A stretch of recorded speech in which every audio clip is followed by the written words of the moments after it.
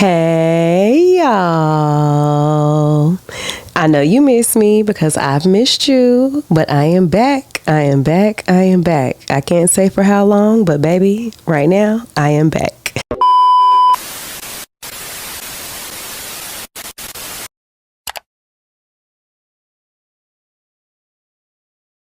So, I don't want to be rude. If you are new here, hello, welcome. My name is Lanice. I'm a nurse and I do cool little nursing videos.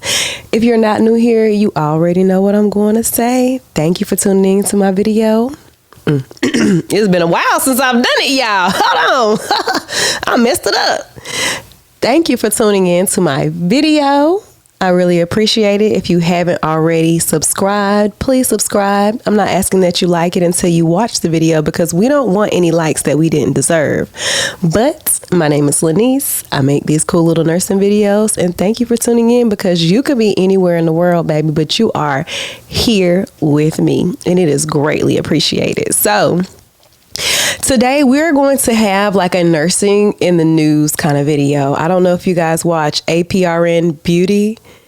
I think that's her name on Instagram, but she has all these news stories and I'm like, I want to talk about those things too.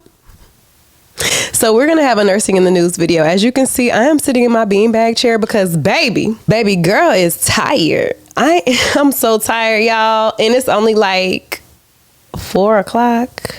I don't know what time it is. Hey, Alexa, what time is it? 3:35. Lord, I'm so tired. I'm ahead of the time. Anyways, I am tired. And before we get into these nursing news stories, y'all know she be listening. I don't know what that was about. But before we get into these nursing news stories, I just want to give you guys an update just because it has been so long since we have spoken. First of all, if you are new here, I'm a registered nurse in the state of North Carolina. I don't even know if I need to keep sharing that because y'all, the world, the internet is a messy place. You let them know one thing and all of a sudden they trying to call HR. And I ain't got time for y'all because I have seen nurses get fired. So maybe I'll stop sharing that. I am a nurse in the state of North Carolina and I proceeds to say it again. And I am currently working PRN home health and PRN in the hospital on the med-surg floor, but I'm also currently in the process of starting a concierge nursing service. I don't know if it's this one or this one, but baby, we're gonna do this right here because it's good. But I am currently I am doing, baby. I'm in the process of starting a concierge nursing business. And when I say baby girl is tired, I mean like mentally drained because between working, trying to keep up with the bills and my high schooler, I have a high schooler. I am like really going hard with social media right now. So if you guys have not already followed my concierge nursing page, it's called Bespoke RN, and I will leave the @ somewhere here on the screen. I won't know where until I start editing, but I will leave the Instagram name or Instagram handle, on the screen here. And I would love for you guys to go and follow and see what I'm doing as far as starting a concierge nursing business. Cause baby, your girl is going to be a millionaire. I wouldn't even put it past me being a millionaire in the next 2 years, because when I say I'm going to work, when I say I'm going to get it, I'm not playing with y'all. I'm not lying. You know what? I'm actually going to shut up because they say confidence is quiet. So I'm going to just be quiet. I would like for you guys to follow me on my social media handles, but they say confidence is quiet, so I'll let my actions speak. But anyway, so today I have a few news stories as far as nursing and healthcare go, and I want to go ahead and get into it, baby. But before we get into it, make sure you subscribe to the channel, hit the bell notification so you'll be notified when I post a new video. And again, if you like the content so far, I wouldn't mind a like, but again, we want to earn the likes. I want you guys to truly like the content.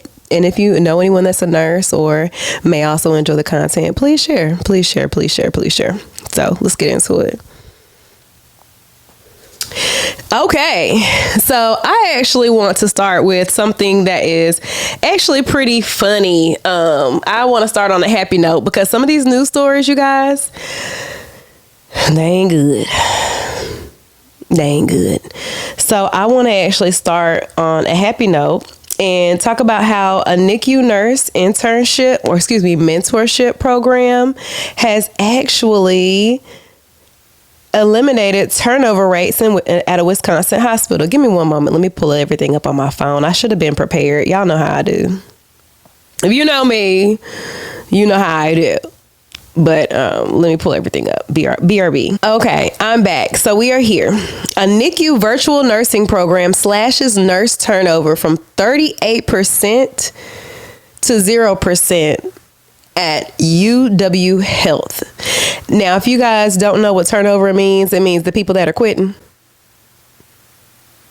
And we all know that it's a lot. Nursing in general, every job I've ever worked has a high turnover rate. I don't think I've ever worked anywhere that didn't have a high turnover rate.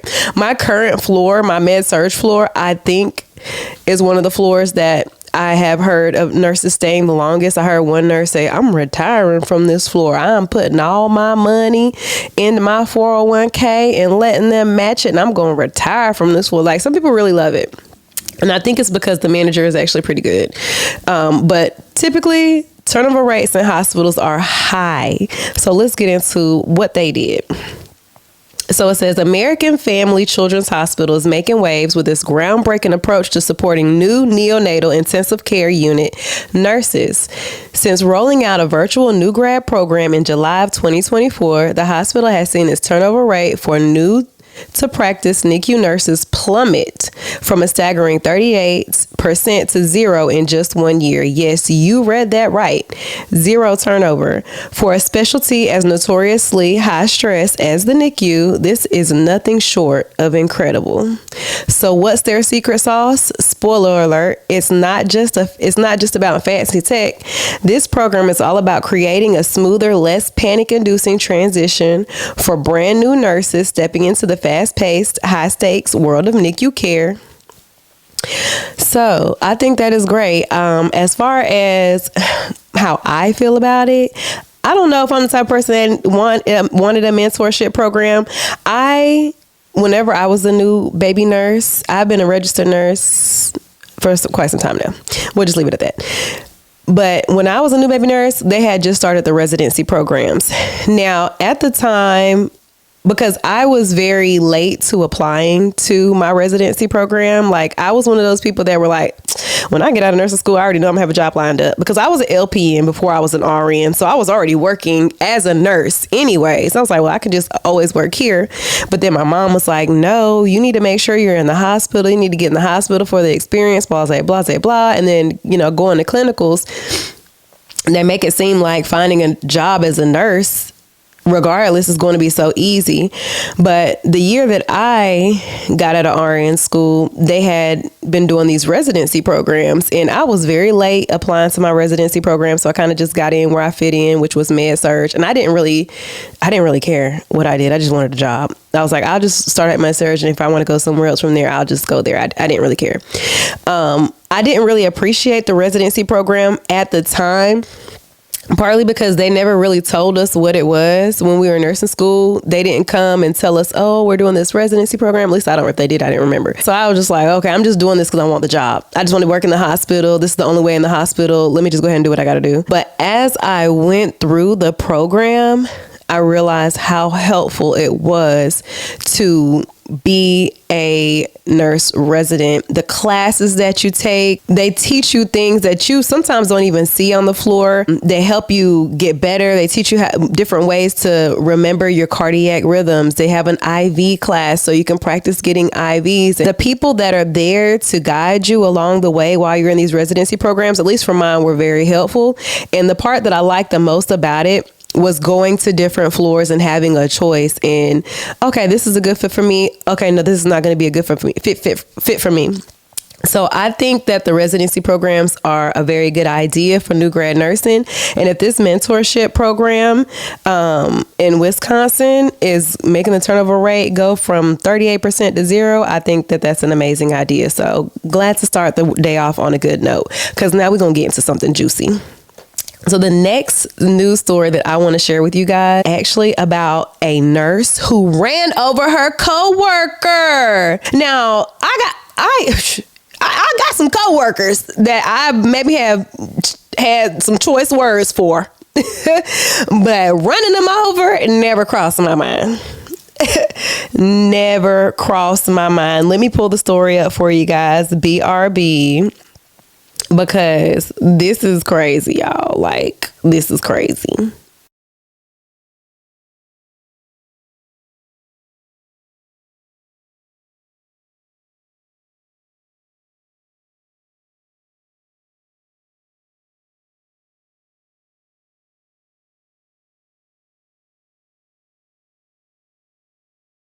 All right, so it says, nurse run over by coworker, driver picks up bumper, walks inside and says someone fell. Yeah, she got a nerve to lie about it. If you're gonna do it, stand on it. If you're gonna do it, stand on it. I ran her over. Yeah, and what? Because she knew she was stupid for doing it. But anyways, let's get into it. A recent hit and run at a Louisiana nursing facility has exposed troubling questions about workplace safety, professional ethics, and the responsibilities we owe to our colleagues. At Greenbrier Community Care Center in Slidell, Louisiana, them Louisiana people be a little crazy too. Surveillance footage captured a disturbing scene. Nurse Belinda Skelly was struck by a nurse coworker's SUV. Whew. In a facility parking lot. The driver, 67-year-old Lillian Sellers, also a nurse, 67. Girl, you way too old to be doing it. Also a nurse, had just clocked in for her shift when she rushed back outside to park her vehicle. According to police reports, Sellers reversed recklessly, hitting Skelly, though investigators don't believe the collision was intentional. What happened next has both law enforcement and Skelly's family stunned. Rather than immediately rendering aid as would be expected of any healthcare professional, surveillance video shows Sellers collecting pieces of her damaged bumper from the scene. She went and picked up her bumper. That lady is crazy. She then entered the facility and reportedly told coworkers that someone had fallen in a parking lot, mischaracterizing the serious incident she had just caused. Now, lock her under the jail. Below it. Don't let her out. I don't care if she is 67 and she might be on the other end of life. Lock her up. She does not deserve to see another day of daylight. Because how are you going to run somebody over and then pick up your bumper and act like it never happened? According to this article, she went inside and she was just like, when the police asked her about it, she just shrugged like, thought it was a speed bump. Lock her under the jail. I don't even know what kind of nurse are you, ma'am? You at least could have helped the lady try to play it off. Like, I'm not trying to make a joke out of it, y'all. I'm sorry. I do have a very morbid sense of humor. It's not funny, but still, like, you can at least pretend it to help, or, you know what I'm saying? Like, come on. Like, that's just crazy. It's nothing else left to say about that. I don't know what else to say about that. All right. So the next article that I want to get into is about a 95-year-old nursing home resident who beat her 89-year-old roommate to death with her wheelchair leg rest, excuse me. Let's go ahead and get into it. All right, so this one is in New York. And it reads, the violent death at a New York nursing home of an 89-year-old Holocaust survivor and great-grandmother, allegedly at the hands of her 95-year-old roommate, has left her family broken. Police said they found 89-year-old Nina Krastov, who was born in Ukraine and was a Holocaust survivor. Wow. With head injuries in her room. And this is quotes. "The way she died is like in a Stephen King horror movie. This doesn't happen in real life," said the attorney for the victim's family, Randy Zeeland. Kravtsov, excuse me if I'm mispronouncing that, was rushed to the hospital where she later died of blunt force trauma, the medical examiner said. The alleged murder weapon was a leg rest from a 95-year-old Galina Smirnova's wheelchair that was found discarded outside of the building. It reads, "She was asleep sometime around 9, and by 10, she was beaten to a pulp. According to prosecutors, she was discovered by a staff member at Seagate Nursing Home washing blood off of herself, and around the room she had shared that Kravtsov for only 2 days." Excuse me. Their last names sound kind of familiar. It almost got me a little confused here. But anyways, Kravtsov's family attorney, Randy Zeeland, says dementia plays a legal role in this case in 2 ways. First, in a likely civil suit against Seagate, which had been Kravtsov's home for several years, arguing that it shouldn't have paired a patient with dementia with a roommate in a brand new environment without some supervision. And second, if the defense makes the case that Smirnova didn't know what she was doing. That lady knew what she was doing. How do you beat somebody to a pulp and then go and hide the murder weapon and then go and wash the blood off of you and you don't know what you're doing? Lock her under the jail. I don't care how old she is. I need me a little judge. I need a gavel and a judge, what do they call it? Robe. Because lock her under the jail. She's locked up. Sentence her to life for the rest of her life. You don't do that. Come on now, grandma. If my grandma ever, she'd be locked under the jail too. You don't do that. Now, our next story is actually going to be about y'all's president, President Trump. President Trump is demanding $100,000 for nurses and doctors from outside of the country to come and work in the U.S. Let's go ahead. Let's talk about it. Let's go ahead and get into that, y'all. All right. So this reads, the Trump administration's abrupt $100,000 H-1B visa fee hike has set off alarm bells across both technology and healthcare companies, with doctors, nurses, and hospital leaders warning of potential repercussions for patient access and workforce shortages. Here's what nurses need to know about the new policy shift, the evolving exemption debate, and its wider implications for staffing and care delivery. H-1B visas, dominated by tech, crucial for healthcare. An H-1B visa is a temporary employer-sponsored work permit that allows U.S. companies to hire foreign professionals in specialty occupations, requiring at least a bachelor's degree or equivalent specialized knowledge, specialized knowledge. H-1B visas mostly go to technology companies, but the Trump administration $100,000 fee hike affects healthcare workers too, especially those from India and China. Healthcare companies use far fewer, only around 2%, about 8,000 visas annually. What's in the new H-1 visa? I can't read today, y'all. What's in the new H-1B visa fee hike? The administration's new rule imposes a $100,000 annual fee for each new H-1B visa application, up from under $5,000 previously. What in the world? It was $5,000 and now it's $100,000. Oh, they tripping. Who finna pay that? But y'all get where this is going now. For a while now, hospitals have been allowing nurses from foreign countries, especially, like I said, China and India, to come here on a visa, and they will pay them a significantly lower amount and allow them to get a visa to the U.S. And I have no clue why people want to be here so bad, but I guess I kind of do a little bit. I don't know. But, a lot of people love that offer.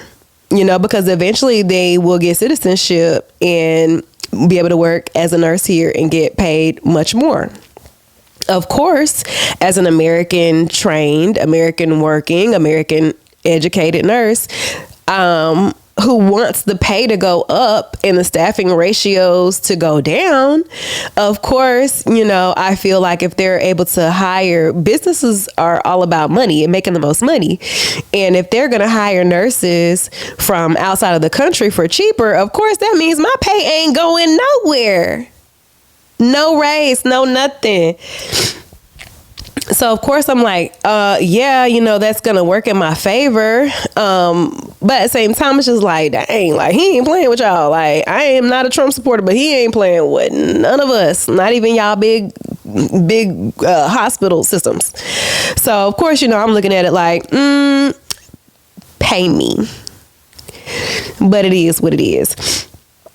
But anyways, those are the stories that I wanted to talk about today, you guys. I hope that you guys enjoy this moment in time with me because, sometimes they don't come that often. And I'm going to actually get to editing because if I'm looking at this thing correctly, it looks like my camera's overheating. Like, what in the world? I can't win for losing nowadays. But again, if you guys want to follow my journey into becoming a concierge nurse and starting my own business, please follow my Instagram page. And I'll also get up here and talk about it a lot more, hopefully, if I have time, if I'm not too tired, because, I'm over 35 and when I do a lot, like all I want to do is take a nap. But anyways, I'm going to holler at you guys later. If you haven't already subscribed, liked, left a comment, sent this video to someone else, what are you waiting on? Peace.